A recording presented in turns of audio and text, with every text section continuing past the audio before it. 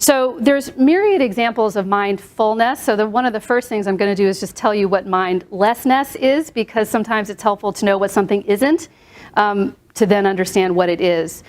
So mindlessness would be, looking at your phone right now, or, looking at me and seeing me moving my mouth and making sounds, but thinking of something else, of thinking about a conversation you had before you came in here, or something you've got going on at home, being someplace else in your mind instead of using your sensory organs to take in what I'm saying and connect to not just what I'm saying, but also to me and to the fact that you're here with other people listening.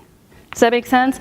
So that's the difference between mindlessness and mindfulness. And, as I'll talk about a lot, technology is in many ways profiting from making us mindless. It encourages a mindlessness, which, as I'll talk about in a few minutes, is almost your survival response to being inundated by TMI. There's so much information coming in on your feed and from the outside, you can't help but shut down sometimes.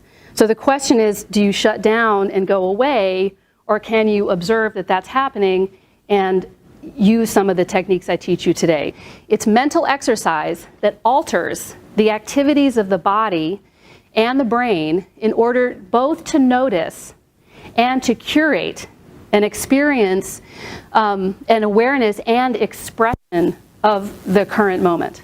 Okay, so it's not just noticing what is, but it's also curating and cultivating your expression of that. Because the more that you give your brain the opportunity to observe another choice, the more it will choose that other choice if that choice begins to reinforce itself inside of you as something that's good and positive and relaxing.